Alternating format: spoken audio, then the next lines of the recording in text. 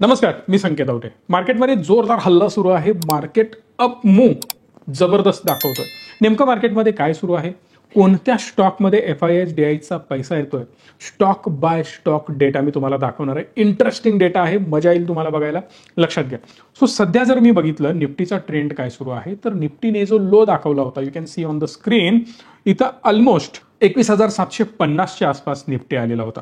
आता इथून पुढे निफ्टी आजच्या दिवशी म्हणजेच ट्यूसडे आहे आज 22 एप्रिल रोजी ऑलमोस्ट 24,167ला आत्ता क्लोज झाला. आपण याला 200-250 सुद्धा पकडू शकतो, म्हणजेच 24,200-250च्या आसपास मार्केट पोहोचलेलं आहे. म्हणजे 21,750 कुठे आणि 24,200 कुठे, हे किती कॅन्डलमध्ये झालंय? 1 2 3 4 5 6 7 8 आणि 9 वर्किंग डेज मध्ये मार्केट 21,700 वरून सरळ 24,200 वर गेलाय. माझा लास्ट लाईव्ह सेशन मराठी संकेत युट्यूब चॅनलवर जा, तुम्हाला लाईव्ह टॅब दिसेल, त्यावर एकदा क्लिक करा आणि माझा तो लाईव्ह सेशन जाऊन बघा. तुम्हाला कळेल. ओरडून सांगत होतो, मार्केटला टाइम करत बसू नका. जेव्हा जेव्हा मार्केटमध्ये तुम्हाला 10 15 20% फॉल दिसेल, छोट्या छोट्या अमाऊंट टाकत जा. मार्केट खाली जाईल वर जाईल हे कोणाच्याही हातामध्ये नाही. म्हणजेच काय, एक सिंपल लॉजिक मी तुम्हाला सांगितलं होतं. समजा मी एखादी वस्तू दुकानामधून घ्यायला जातोय, त्या वस्तूची रेग्युलर किंमत असते 100 रुपये, पण मला आज तो मिळतोय 70 रुपयाला, तर मी डेफिनेटली 70 रुपयाला बाय करेन. पण त्यानंतर तो 60 रुपयावर आली तर त्याची प्राइस येऊ दे ना. मला तर 70ला मिळाली आहे, 30 रुपये स्वस्त तर आहे ना. ऑब्व्हियसली तो परत 100 रुपये क्रॉस करून त्याची प्राइस पुढे जाणारच आहे. या केसमध्ये सिंपल लॉजिक आहे, मी 30 रुपयांनी फायद्यात आहे. प्रत्येकालाच एक्झॅक्ट बॉटम मिळेल असं नसतं. सो 100% मी तुम्हाला सांगतोय की मार्केट जेव्हा अपॉर्च्युनिटी देतं तेव्हा घाबरण्याची गरज बिलकुल नसते. प्रत्येक जण पॅनिक होत होता. प्रत्येकाच्या मनामध्ये येत होतं की मार्केट संपलं, खतम, टाटा बाय बाय, 2008च्या लो बरोबर कम्पेअर व्हायचं. पण आता प्रत्येकाचा फोलिओ त्या लेवलला ज्यांनी बाईंग केलंय ना, ते ऑलमोस्ट 15% प्रॉफिटमध्ये गेले. हा, भलेही मार्केट 15% वर गेलेलं नाही, पण आपलं allocation mid cap, small cap आणि काही लार्ज कॅप असं तुम्ही देतच असणार आहे. त्यामुळे आपले फोलिओज मार्केटपेक्षा जास्त आउट परफॉर्म करतात, काही लोकांचे जास्त खाली जात असतात. Even mutual fund same scenario असतो. त्यामुळे मार्केटमध्ये जेवढं घाबरत बसाल ना, तेवढं तुम्ही पॅनिक होत बसणार. आता हा डेटा काय सांगतो हे मी तुम्हाला दाखवतोय. बघा, एफआयआयज आणि डीआयज दोघांचाही डेटा मी तुमच्यासमोर मांडतोय. 21 तारखेला नेमकं काय झालं, तर 1970 कोटी रुपयांचं नेट परचेस केलंय एफआयआयजनी. आता यामध्ये पण एक गेम असते. 11,711 कोटीचं बाईंग केलं, तर 9,700 कोटीचं सेलिंग यांनी केलंय. म्हणजे नेट बाईंग एफआयआयजनी केलंय. पण डीआयज हा कॉलम 15,600 कोटीचं बाईंग, तर 15,300 कोटीचं सेलिंग. सो नेट 2,250 कोटी रुपयांचं बाईंग यांचं झालेलं आहे. पण इकडे आदल्या दिवशी म्हणजे 17 तारखेला, कारण सलग सुट्ट्या आलेल्या होत्या, 17 तारखेला 4,600 कोटीचं बाईंग, जिथे डीआयज लोकांनी सेलिंग केलेलं आहे 2,000 कोटीचं. आता ही गेम काय आहे, सिंपल लक्षात घ्यायचं. डीआयआयजनी सेल केलं. रिझन बिहाइंड दॅट, जेव्हा जेव्हा एफआयआयज बाईंग करतात तेव्हा थोडासा हलका पोर्टफोलिओ डीआयआयज करण्याचा प्रयत्न करतात. कारण जेव्हा मार्केट पडत असतं तेव्हा, आता डीआयआयज म्हणजे कोण हे पण लक्षात घ्या, म्युच्युअल फंडवाले. जिथं जिथं म्युच्युअल फंडचा पैसा असतो, डीआयआयज मेजर इकडे डोमेस्टिक इन्स्टिट्यूशनल इन्व्हेस्टर. फक्त म्युच्युअल फंड वालेच असं म्हणता येत नाही, पण मेजॉरिटी ऑफ पैसा म्युच्युअल फंडचाच असतो, म्हणून मी डायरेक्ट म्हटलं की म्युच्युअल फंडवाले. जेव्हा जेव्हा मार्केट पडत असताना हे धपाधप बाईंग करत असतात. का, तर त्यांना मार्केटला मेंटेन ठेवायचं असतं. प्रत्येकाकडे लिक्विडिटी असते, कोणाकडे 2%, 5%, 10%, 15%. सो जो काही पैसा त्यांनी ठेवलाय, आता 5, 10, 15% म्हणजे छोटी अमाऊंट वाटते? बिलकुल नाही. 1 लाख कोटी रुपयांच्या म्युच्युअल फंड स्कीम असतात. एक कुठलीही स्कीम 50,000 कोटीची असेल, 30,000 कोटीची असेल, 20,000 कोटीची असेल. आता समजा 1 लाख कोटीची एक स्कीम आहे आणि त्यामधला 10% अमाऊंट कॅश पोर्शन पडलाय माझ्याकडे, 10,000 कोटी रुपये पडलेत. म्हणजे जर या 1,200, 1,500, 4,000 कोटीनं मार्केट एवढ्या वर जात आहे, तर तिकडे किती कोटी पडलेत? 5-5, 10,000 कोटी रुपये. सो ही जर अमाऊंट मी पोर केली ॲट अ टाइम, भडका उडेल मार्केटमध्ये. पण डीआयज तेवढं करत नाहीत, कारण त्यांनी जर एकदम पोरिंग सुरू केलं ना, तर ट्रॅक्शन दिसेल. ट्रॅक्शन दिसलं की एफआयआयजना शार्प जंप दिसेल, ते बाहेर पडू शकतात किंवा व्हाईस वर्सा ऑपरेटर गेम करू शकतात. त्यामुळे अशा गोष्टी कधीही केल्या जात नाहीत. रूल रेग्युलेशननुसार त्यांना काही गोष्टी फॉलो कराव्या लागतात. सो त्यांनी स्ट्रेच केलेले असते. समजा मी ठरवलंय की 5% लिक्विडिटी माझ्याकडे मेंटेन ठेवायची आहे, पण मार्केट पडत चाललंय, मी 1%, 2%, 3% एक्स्ट्रा ऍड करून टाकली, लिक्विडिटी 2% शिल्लक राहिली. पण आता मात्र एफआयआयज बाईंग करायला सुरुवात केली त्यांनी आणि मार्केटला वर घेऊन जायला सुरुवात केली.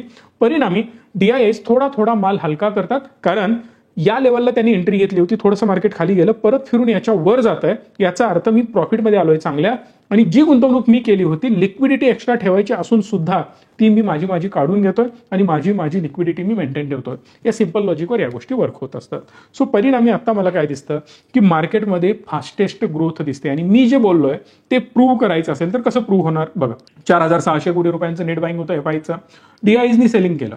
इथं बाईंग एफआयजनी केलं, डीआयजनी इथं सेलिंग केलं. इथे एफआयजनी ह्यूज अमाऊंटमध्ये बाईंग केलं, पण इकडे सेलिंग झालं कारण त्यांनी अंदाज घेतला 1900 कोटी, इकडे 2500, इकडे 2000. पण त्याच्या आधी बघा इथे नेट सेलर होते एफआयएस, पण डीआयजनी मार्केटला सावरण्यासाठी बाईंग केलेलं आहे. सेम गोज विथ हिअर, इथं सुद्धा एफआयएसनी सेलिंग केलं तर यांनी बाईंग केलं, डीआयजनी यांनी सेलिंग करण्याचा प्रयत्न केला, मग यांनी मात्र बाईंग केलेलं आहे. हे का चालतं तर दोघांना बॅलन्स ठेवायचा असतो. कोविड सारखी सिच्युएशन आली, दोघे सुद्धा माल हलका करायला लागतात, म्हणजे विकायला सुरुवात करतात. जेव्हा हे दोघं कॉन्ट्रास्ट वर्क करतात, म्हणजे हे सेल करतात हे बाय करतात, किंवा हे बाय करतात ते सेल करतात, वाईस वर्सा, हे सगळं यांचं असं चालू असतं. या वेळेला समजून जायचं की मार्केटमध्ये ओव्हर पॅनिक करण्यासारखी सिच्युएशन नाही, कारण डीआयज किंवा एफआयज मूर्ख नाही आहेत. जर मार्केटमध्ये हेवी प्रेशर असेल आणि मार्केट जोरदार आदळण्याचे चान्सेस असतील तर हे गप्प बसणार नाहीत. आता या सगळ्यावरून तुम्हाला काय कळालं की मार्केटमध्ये हेवी प्रेशर दिसत नाही. हे जे काही बोलतोय ते फक्त एज्युकेशन पर्पजसाठी बोलतोय, कुठल्याही प्रकारे बाईंग सेलिंगचे रिकमेंडेशन मी तुम्हाला देत नाहीये, हे लक्षात राहू द्या. सो जर तुम्हाला गुंतवणूक करायची असेल तुमच्या फायनान्शियल ॲडवायझरला विचारून तुम्ही करू शकता. So coming back to the point, जर मी तुम्हाला म्हटलं की एफआयएज आणि डीआयज पैसे लावतायत, खूप विचार करतायत ना, खूप नॉलेज आहे ना, खूप मोठी टीम त्यांच्यासाठी काम करते, इनसाइड डेटा त्यांच्याकडे अवेलेबल आहे, मग डोळे झाकून उठले, कुठेही पैसा टाकला, डोळे झाकून उठला आणि काहीही सेल केला, असं होणार आहे? बिलकुल नाही. त्याच्यामागे काहीतरी रिसर्च असणार आहे. मग जर मला हे कळालं की एफआयज आणि डीआयज कुठे इन्व्हेस्ट करतायत, कुठून पैसा काढून घेत आहेत, हे जर मला कळालं तर मी सावध राहू शकतो. जर एखाद्या कंपनीला ते सेल करताय तर तिथं काहीतरी गडबड आहे. बॅक टू बॅक तो स्टॉक पडायला लागलाय आणि त्यातून एफआयज डीआयज पण पळायला लागलेत, समजून जायचं खूप मोठा धोका पुढे जाऊन निर्माण होऊ शकतो. अशा स्टॉकमधून पळणं आपण दूर, हे गरजेचं आहे. आता मी तुम्हाला काही स्टॉक दाखवतो ज्याच्यामध्ये एफआयएजनी हेवी बाईंग किंवा सेलिंग केलेलं आहे. मी तर पहिला फिल्टर लावतोय. पहिलाच स्टॉक, जगातला सगळ्यात भारी स्टॉक, सगळेजण तिथे जाऊन अडकलेत. कंपनीचं नाव आहे जेन्सॉल इंजिनिअरिंग लिमिटेड. बट एक ग्लोबल ब्रोकरेज फर्म आहे, नोरूमध्ये सांगितलंय की 24,970 पर्यंत मार्च 2026 पर्यंत निफ्टी जाऊ शकतो. आता 24,970चं टार्गेट त्यांनी का दिलंय I don't know, but as per my knowledge 24,900 किंवा 25,000 नॉट अ बिग डील, खूप जवळ नंबर आहे. जर निफ्टीला तो कव्हर करायचा म्हटला याच स्पीडने जर निफ्टी जातोय तर तो इझिली आकडा कव्हर होऊ शकतो. त्यामुळे रिसर्च फर्म, वेगवेगळ्या ब्रोकरेज हाऊसेस प्रत्येकाचे स्टेटमेंट येत आहेत. हा नो डाऊट बरेच जण कन्झर्वेटिव्ह आहेत, पण कन्झर्वेटिव्ह यासाठी आहेत कारण करंट सिच्युएशननुसार ते प्रेडिक्ट करतायत. जर आज आपल्याला कळालं की चायना आणि युएसचं वॉर शांत झालंय, दुसरा कुठलाही इंडियामध्ये प्रॉब्लेम नाही, पण एक थोडीशी माझी तक्रार अशी असेल की गव्हर्नमेंटनी थोडंसं पुश करायला पाहिजे. गव्हर्नमेंटचे जर स्टेटमेंट आले की आम्ही इंडस्ट्रीसाठी खूप चांगले प्रयत्न करतोय, जी आता पोकळी निर्माण झाली ती भरून काढण्यासाठी अग्रेसिव्ह स्कीम्स आम्ही लॉन्च करतोय आणि देशामध्ये खूप स्ट्रॉंगली मॅन्युफॅक्चरिंग व्हावं यासाठी प्रयत्न करतोय, मजा येईल. मोदी साहेबांचं एक स्टेटमेंट आणि मार्केट खूप मोठी बॅटिंग करायला सुरुवात करेल. युएसमध्ये काय चाललं हे पण मी तुम्हाला सांगतो. युएसमध्ये आता मेजरली जेरोमी पॉवेलला हटवण्यासाठी पण प्रयत्न सुरू आहेत आणि त्यातच जेरोमी पॉवेलची 4 वर्षाची कारकीर्द अशीच सहजासहजी संपवता येत नाही. आता राष्ट्रपती उठले किंवा आपले डोनाल्ड तात्या उठले आणि डायरेक्टली म्हणाले की चल तू बाहेर हो, नाही चालत. ती स्वायत्त संस्था आहे, वेगळी संस्था आहे फेड, आणि फेडच्या चेअरपर्सनला तुम्हाला असंच काढता येत नाही. त्यासाठी खूप मोठे ॲलिगेशन्स पाहिजेत आणि खूप मोठी प्रक्रिया आहे. आणि जर यांनी त्यांना काढण्याचा प्रयत्न केला तर एक निगेटिव्ह मेसेज जाऊ शकतो. पण त्यांना काढण्यामागचं रिझन मी तुम्हाला सांगतोय की डोनाल्ड ट्रम्पना रेट कट करायचे. तुम्ही म्हणाल रेट कट कशाला, डोनाल्ड ट्रम्पचा एवढा काय फायदा होणार आहे? तर तोंडावर मिड टर्म इलेक्शन्स आहेत आणि या इलेक्शन प्रूव्ह करणार आहेत की डोनाल्ड ट्रम्पची ही खेळी लोकांना आवडली की नाही आवडली. युएसमध्ये जर बघितला तर मॅक्सिमम लोक मार्केटमध्ये इन्व्हेस्ट करतात आणि जर मार्केट डाऊन असेल तर माझा डायरेक्ट पैसा लॉसमध्ये गेलेला दिसतो. समजतंय तुम्हाला? आज इंडियामध्ये मार्केट पडलं वाढलं त्याच्यानी एवढा इम्पॅक्ट इलेक्शनवर होणार नाही, होईल पण एवढा नाही. पण युएसमध्ये जर मार्केटची वाट लागली ना 100% डोनाल्ड ट्रम्प खतम, टाटा बाय बाय. खूप सारे सीट्स गायब होणार, त्याच्या पडणार. यासाठीच मेजरली प्रयत्न केले जातील मार्केट वर राहण्यासाठी, बुलिश राहण्यासाठी, पॉझिटिव्ह राहण्यासाठी. रेट कट केला, लगेच लोकांना इझी पैसा अवेलेबल झाला, सेल्स वाढला, पण महंगाई खूप जास्त वाढणार. जेवढी महंगाई म्हणजेच महागाई वाढणार तेवढा निगेटिव्ह इम्पॅक्ट त्यांच्या इकॉनॉमीवर होणार आहे आणि लॉंगर रनसाठी खूप धोक्यात त्यांची इकॉनॉमी जाऊ शकते. जेरोमी पॉवेलला चांगलंच माहिती आहे आणि या बाबतीत मला हा डिसिजन जेरोमी पॉवेलचा आवडतोय आणि एवढा मोठा माणूस समोर असून सुद्धा तो ठामपणे म्हणतोय मी रेट कट करणार नाही. ताकद लागते यासाठी आणि तेवढी संस्था तुमची स्वायत्त असायला पाहिजे, जशी आपली आरबीआय आहे आणि आरबीआय सुद्धा स्ट्रॉंग आहे. हसण्यासारखं नाही आहे, खरंच आहे असं मला तरी वाटतं. तुमचं ओपिनियन मला कमेंट बॉक्समध्ये सांगा. त्यामुळे तुम्ही सुद्धा लक्षात घ्या की गुंतवणूक असणं गरजेचं आहे. तुम्हाला म्युच्युअल फंडमध्ये इन्व्हेस्टमेंट करायची आहे किंवा जर तुमचं डिमॅट अकाउंट नसेल आणि महत्त्वाची गोष्ट मार्केटबद्दल नॉलेज तुम्हाला हवं असेल आणि खूप चांगल्या प्रकारे क्लासेस तुम्हाला गरजेचे असतील, ते सुद्धा फ्री ऑफ कॉस्ट, कुठल्याही प्रकारचे चार्जेस नाहीत. खूप सारे ऑफर सुरू आहेत. फ्री ऑफ कॉस्ट एकदम डिमॅट अकाउंट तुम्हाला मिळतं, नॉलेज तुम्हाला मिळतं, कोर्सेस मिळतात बेसिक पासून ऍडव्हान्स पर्यंत. ते जर तुम्हाला हवं असेल तर या नंबरला कॉल करा, सविस्तर माहिती घ्या आणि आजच गुंतवणूक करायला सुरुवात करा. जेन्सॉलमध्ये जर तुम्ही बघितलं ना, जेन्सॉल इंजिनिअरिंगमध्ये, तर FIIsनी 4% होल्डिंग चेंज केलं. आता चेंज केलं याचा अर्थ काय, बाय पण केलेलं असू शकतं, सेल पण केलेलं असू शकतं. आता ते आपण डीपली जाऊन अनालाइज करू शकतो, पण आता मी त्यामध्ये घुसणार नाही. तुम्हाला इझिली कळून जाईल. जर तुम्ही स्टॉक बघितला ना तर फ्री फॉल म्हणजे 105 रुपयाला, मी ज्यावेळी व्हिडिओ बनवला होता त्यावेळी 160-170 रुपयाला होता. मी तुम्हाला त्या व्हिडिओमध्ये पण सांगितलं होतं खतम, टाटा बाय बाय. विचार करण्यासारखी गोष्टच यामध्ये काही राहिलेली नाही. क्लिअरली फ्रॉडस्टर आहेत, स्कॅमर आहेत, गंडवणारे लोक आहेत हे दोघेही प्रमोटर. हे मी क्लिअर भाऊभावांच्या बद्दल अनालिसिस तुम्हाला दिलेलं होतं आणि यावर मी ठाम आहे. कुठल्याही प्रकारे दबावाला बळी पडणार नाही मी, काही होऊ दे. जे आहे ते मी बोलणार. पीई रेशो डायरेक्ट 4 वर आलाय, जो याचा पीई आधी जर तुम्ही बघितलात ना तर हा पीई होता 586, राईट, एवढ्या वर गेलेला होता. पण खूप सारे स्कॅम झाले, गडबड झाला, गोंधळ झाला. आता इथं शेअर होल्डिंग पॅटर्न जर तुम्ही बघाल तर तुम्हाला दिसेल की FIIs कडे 4.88% स्टेक आहेत. बट हे 4.88% स्टेक जे डिसेंबरमध्ये घेतले ते कोणीतरी काढून टाकलेले आहेत, हे चित्र क्लिअर होत आहे. हे कोणी घेतलं, का घेतलं, आता हे मी जास्त बोलणार नाही आणि त्याच्याबद्दल आपल्याला चर्चा करायची गरज सुद्धा नाही. आदित्य व्हिजनकडे जाऊ शकतो आपण, एमकॉनकडे जाऊ शकतो, पेरलकडे जाऊ शकतो, जीना सिकोकडे जाऊ शकतो. सो या सगळ्यांना 1 by 1 जेव्हा तुम्ही अनालाइज करत जाल तेव्हा तुम्हाला कळेल. आता ब्रॉडर लेवलला मी 2-3 गोष्टी बघणार.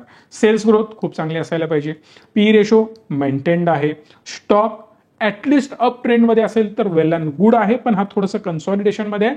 Then we have to see carefully नेमकं स्टॉकमध्ये काय सुरू आहे. क्वार्टरली जबरदस्त ग्रोथ कंपनीची होतच आहे, प्रॉफिट मेकिंग कंपनी आहे, मेजरली लॉसेस कुठे आपल्याला दिसत नाही आहेत. आणि याच्यामध्ये महत्वाची अजून एक गोष्ट येते, प्रमोटर होल्डिंग डिक्लाइन होताना पाहायला मिळत आहे. ही एक निगेटिव्ह गोष्ट असू शकते. आणि महत्वाची गोष्ट काय, कंपनी 5,868 कोटीची आहे. Almost company more than 5,000 crore असायला पाहिजे असं माझं मत आहे. 10,000 कोटीपेक्षा मोठी असेल तर वेल अँड गुड, थोडंसं अजून आपण बेटर पोझिशनला येतोय. सेम एमकॉन फक्त 100 कोटीची कंपनी, अशा कंपन्यांचं अनालिसिस सुद्धा मी करणार नाही, कारण काहीही सांगता येत नाही. त्यामुळे डिसरिस्पेक्ट मी बिलकुल करत नाहीये, पण लक्षात घ्या कंपन्या ज्या छोट्या असतात त्या अनप्रेडिक्टेबल असतात आणि त्यांच्या बॅलन्स शीट सगळ्या व्यवस्थितच आपल्या समोर येतात की नाही याची गॅरंटी नसते. आणि जे जेन्सॉलमध्ये झालं अशाच बऱ्याच गोष्टी घडू शकतात. पिरल ग्लोबल सगळे आकडे वरचे तरी चांगले दिसत आहेत आणि इव्हन तुम्ही चार्ट जर बघितला हा क्लिअरली तुम्हाला डाऊन ट्रेंडमध्ये दिसतोय आणि इथं तुम्हाला शंकेची पाल चुकचुकायला हरकत नाही, कारण सगळं काही चांगलं असताना स्टॉक खाली पडणं ही डेंजरस गोष्ट आहे. लोन थोडंसं जास्त आहे, 6,664 कोटी. ठीक आहे, रिझर्व्ह सुद्धा 1,000 कोटीची आहे, त्यामुळे जास्त घाबरण्याची गरज नाही आहे. But end of the day आपल्याला DIIs वाढताना दिसत आहेत, पण FIIs सुद्धा वाढताना दिसत आहेत. ओव्हरऑल पब्लिकचं होल्डिंग यामधनं डाऊन होताना पाहायला मिळत आहे. सो बऱ्याच वेगवेगळ्या सेगमेंटमध्ये ही कंपनी काम करते, तुम्ही अजून जास्त याला अनालाइज करू शकता. जीना सिको लाईफ केअर जर तुम्ही बघितलात तर याच्यामध्ये सुद्धा सेल्स ग्रोथ आणि बाकीचे आकडे सगळे चांगले आहेत. 5,658 कोटीची कंपनी आहे. पीई रेशो 67 थोडासा जास्त दिसतो, पण चार्ट अप ट्रेंडमध्ये आहे, ऑल टाइम हायला आहे, ब्रेकआउट करण्याच्या स्थितीमध्ये आहे. हे सगळं तुम्ही बघू शकता. हाफ इयरली आकडे जर तुम्ही यांचे बघितले प्रॉफिटेबल आहेत, कुठल्याही प्रकारचा प्रॉब्लेम इथं दिसत नाही. Same goes with yearly profit सुद्धा यांचे चांगले आहेत. बॅलन्स शीटमध्ये बॉरोईंग जर बघितला तर 0 आहे, कर्ज मुक्त कंपनी आणि 204 कोटी रुपये खिशात पडलेत, which is a great thing आणि महत्वाची गोष्ट. शेअर होल्डिंग पॅटर्नमध्ये प्रमोटरकडे थोडेसे शेअर्स डिक्लाइन झालेत, बट इन दिस सिनेरिओ जर तुम्ही बघितला तर FIHचं होल्डिंग वाढत चाललंय, ही मोठी गोष्ट आहे. पण FIH नेमका कोण आहे पण बघणं गरजेचं आहे आणि तो FIH रेप्युटेड असणं सुद्धा गरजेचं आहे. जर DIH सुद्धा आहेत तर ते DIH सुद्धा रेप्युटेड असणं गरजेचे आहेत. अदरवाईज कोणी सोम्या गोम्या बाहेरच्या नावाने इन्व्हेस्टमेंट करतोय आणि ते आपल्या अंगाशी येते असं होऊ शकतं. सो हे सगळं अनालिसिस करणं सुद्धा तेवढंच इम्पॉर्टंट आहे. लिस्ट तुम्हाला डोळ्यासमोर दिसते.